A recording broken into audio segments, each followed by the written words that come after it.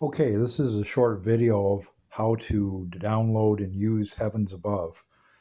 And first of all, as you can see on the screen here, I'm going to click on the Play Store. And then I simply look for Heavens Above.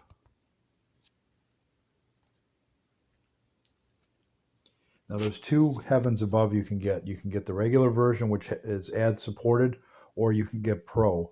I do obviously a lot of satellite operations, so I decided to go with Pro, but you don't have to do that. You can just start out with the ad supported version and get it for free. So you would select that, and then you can do an install on it.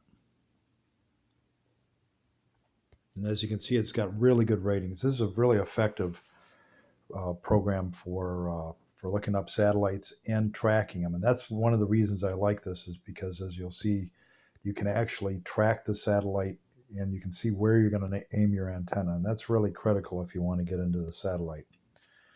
I already have Pro installed, so let's go right over to that. I'm going to go ahead and close that screen. And as you can see, I have the icon there. I'll click on it. And this is the first thing you see. This is the main menu. Now, the first thing you'll need to do is go over to Settings. You want to click over there. And in my case, I'm up at the 47th parallel. So we're up in Tacoma, Washington. So I'm set up there. Now, there's a couple things you can do when you set your location. You can do it by GPS, or you can do it by your coordinates. You can do your address, Maidenhead locator. I have mine set up to coordinates. And the reason I don't use the GPS is because if I'm out doing a lot of operating, we all know that GPSs drain your battery a lot. So I have this set up so it's set for my coordinates. Now, when I'm roving, I'm going to want to be able to use the GPS, but a lot of times I'm just operating from home in the backyard. So this gives you all the statistics. So I have mine set there, so let's get out of there. Next thing, you want to look at your minimum elevation. Take a look around where you're going to operate, say your backyard or park or wherever you intend on doing a lot of operating. What's your horizon like? Do you have a lot of tall trees? Do you have buildings around you, houses around you? And you can check and see what your minimum elevation you can see the horizon at. I have mine set at 10. In some directions, I can see down to 5 degrees. Other directions, I might be obstructed up to about 15 degrees. It's going to vary. I have mine set at 10. So there we go. And minimum magnitude is for those satellites you can see. And a good example is the ISS. It looks like a star crossing the sky, usually around sunrise or sunset.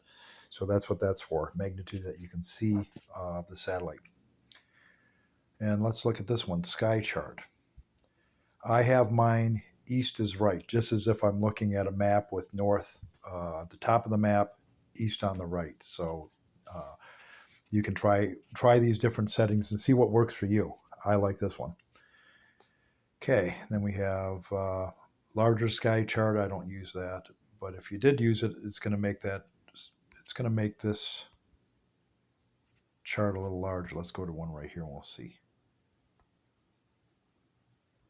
You can actually make this whole circle a lot larger. So that's what that means. So let me go back to settings again. Oops.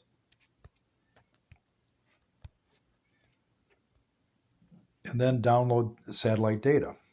So let's have a look at that. It's going to download current Keplerian elements, and it's going to do the calculation. And you always want that up to date. Okay, so our settings are good. Now let's take a look at what's on the main menu, live sky chart. This tells you what's going over right now. And at any given time, there's going to be something coming over. There's a lot of stuff up there. Nightly events.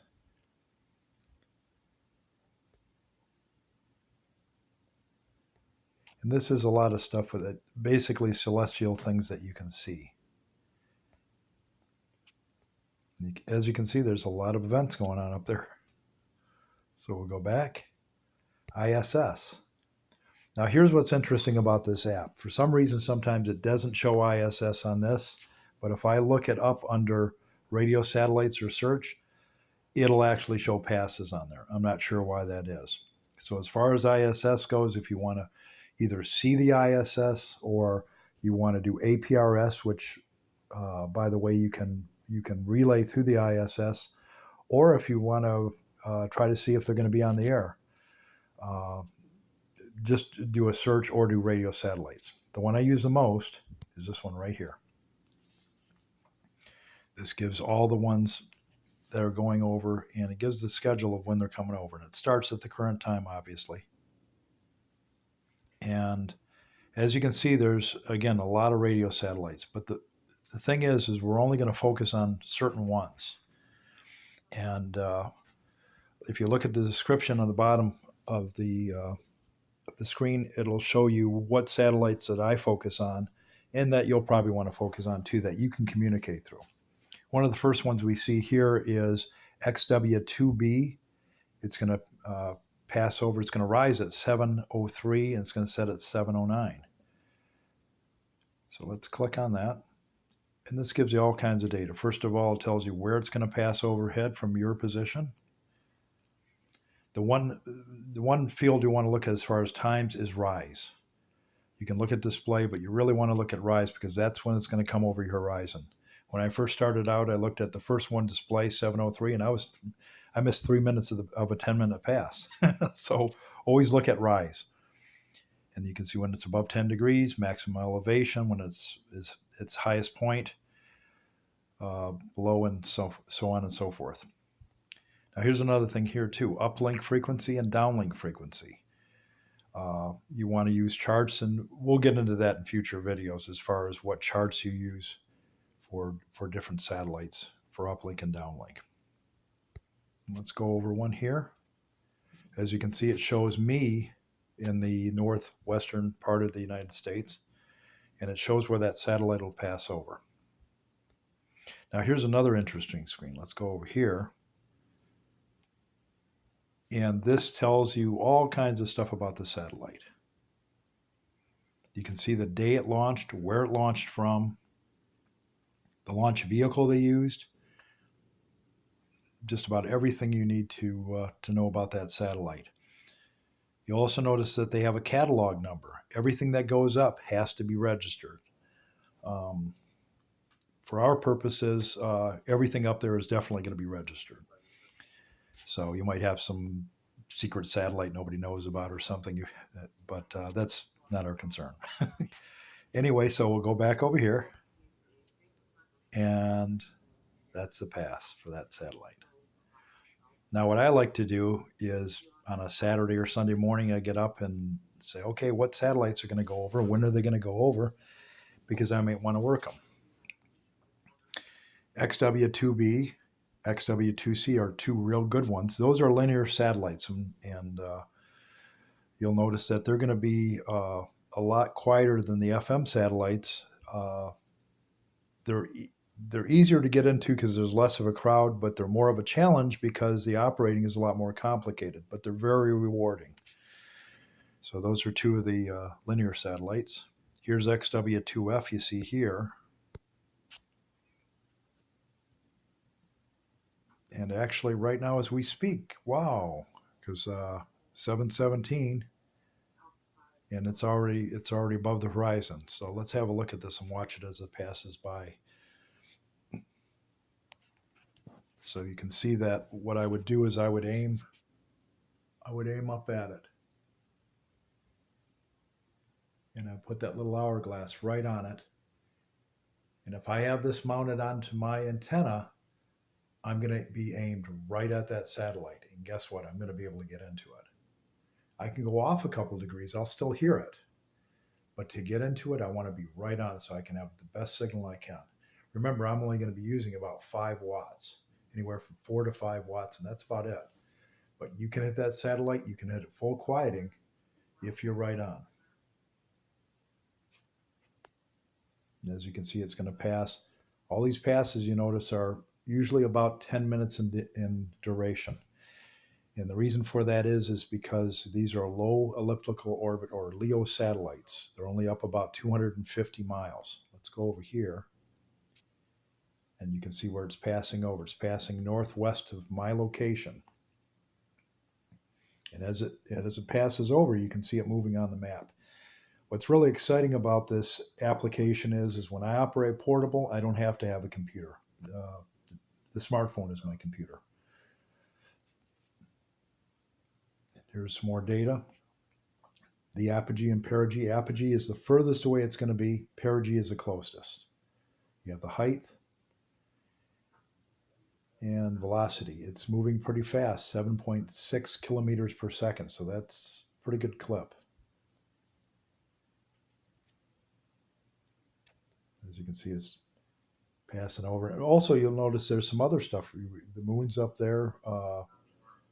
So it shows when the moon's on our horizon. It also shows these other satellites. Let's do this. Let's click on this other satellite. There's another one. Now, this isn't one of the ham satellites we get into, but it's another satellite that's up there, obviously. Here's NOAA 15. And on another video I'd like to do uh, is show how you can pick up weather satellites too, and we'll have that in the future. But as you look, NOAA 15, you can get weather maps off that, and you can actually receive them at your station.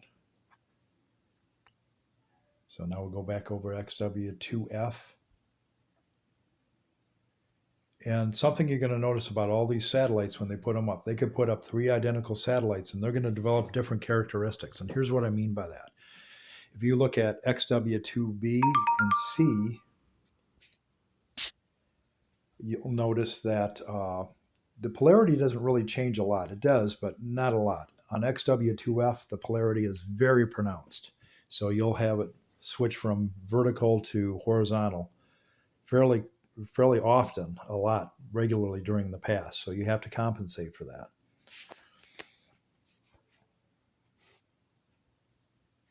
So that's about, right now it's almost over. It's almost at its highest point.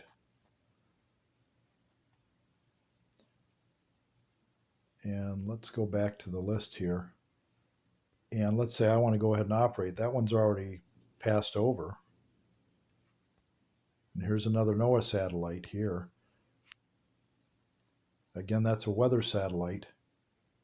The satellite images you see like on television, they get these off those satellites. And on the NOAA satellites, you can actually pick it up yourself. You can actually pick it directly from the satellite. So this is a receive-only situation. 2000, it's been up there a while, launched from Vandenberg Air Force Base. Meteorology satellite. It's United States. It's one of ours.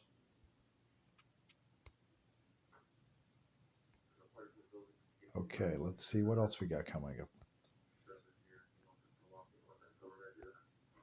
One in particular that's obviously very popular is AO92. The FM satellite, easy to get into, very, very popular. It's going to be a little crowded, but it's a very popular satellite.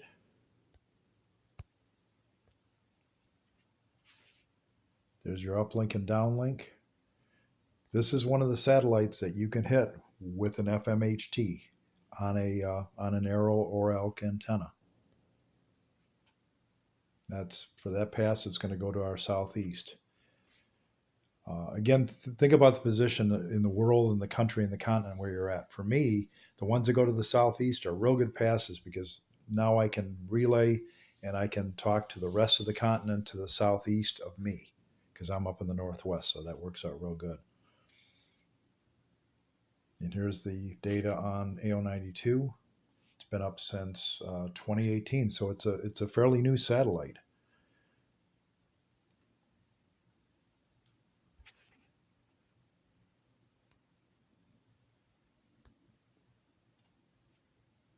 And there we go. So at 9:37, it's going to rise. So I want to be ready with my station to head out to the backyard and aim to the northeast, and I'll be able to hit that satellite and talk through it.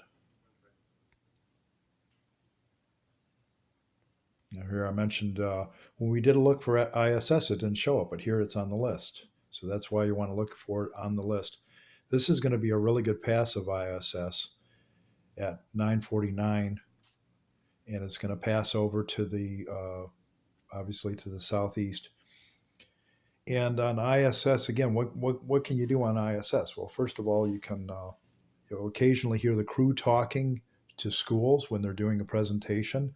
You'll be able to listen to the downlink live if it's within range, if it's over your horizon. The other thing you can do almost on a regular basis is relay APRS packet signals through it. You can communicate with other APRS ham radio operators, and that's usually a pretty regular thing.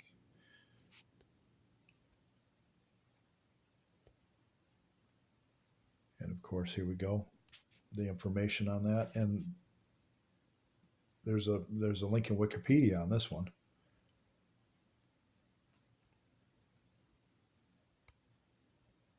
Real exciting stuff because the ISS is up there and hams can be part of it.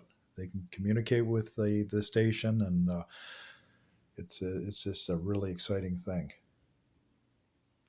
Okay, just below it is AO91. That's the other popular FM satellite.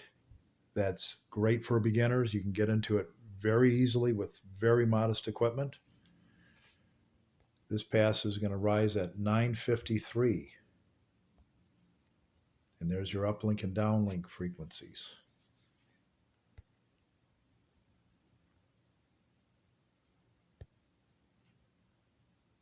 That pass is going to be to the east of me, so that's going to be good. I'll be able to relay to back east over the continent. And here's the information on that. On this satellite was launched in 2017 again, so it's another fairly new satellite. And both AO91 and 92 work very well. They've had very little, if any, problems with them, so they're very popular. And those will be the beginning satellites that you'll probably want to start operating on first to get familiar with satellite operation. Now here's another one, SO50. Now you're going to notice something about SO50. Notice the uplink is not on UHF, it's on VHF. And then you're going to listen on UHF. So it's reversed. And the way I have my FM station set up, I wouldn't work this. I could probably listen to it, but I've got it set up. So I'm pretty much set up for AO91 and 92. But you may want to turn around and set up where you have dual bands on both antennas on your UHF and VHF, and you can just switch. This is a little bit more difficult to get into than the AO satellites, but it certainly can be reached fairly easy. And again, that's a pretty good pass for me. It's going to be the southeast from my location. And let's take a look at the statistics on this satellite. This isn't one of ours. This is put up by the Saudis, and they did a pretty good job with this satellite. And it was launched from I think the Cosmodrome in Russia. A lot of partnerships between all these countries in space, and that's a neat thing to see. This was put up in 2002, so it's been up a little while, and it still functions. In fact, I just operated it this weekend a couple of times, and I did fairly well with it. For me, I used my linear setup because I just switch over to FM, and I could easily configure for this satellite.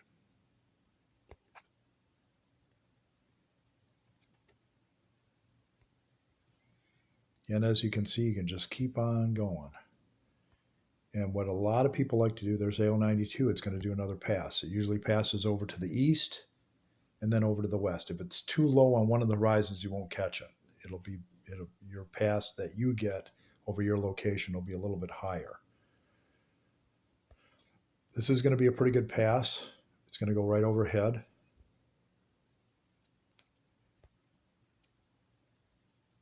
And again, for beginners, that's probably a good one to do because it's right there. It's easy to hit. What I started to say is what I usually do on the beginning of a Saturday, and I say, hey, I'm gonna play satellite today. I'll sit down and I'll write down a list of all the satellites I want to work. I'll put the satellite, and most importantly, that time it rises, not the display time, but the rises time. And I'll mark that down. I'll also mark how many degrees is it a high pass? Is it a low pass? Now, here's the thing. When it's high up, it's easy to hit. But you're going to work people closer to you, and that's fine. If you want to work distance, though, you're going to want to go for the lower passes. You want to go something like about 20, 30 degrees on your horizon. That's going to put that footprint further away from you, so you'll be able to work further stations further away from you. So start with the high passes and then work towards the lower passes to get that distance and get those further stations away from you. So I make my list, and then I just kind of keep an eye on it when I'm doing stuff around the house. And it's like, hey, one of them's coming over. I grab the FM, for example, the FM station, run out the door. Here's one right overhead of AO91. That's going to be an excellent pass. And again, that's going to be today as I make this video. And there you go. And that's Heavens Above. And like I say, I'll take this smartphone. I have it mounted on the bracket on the antenna.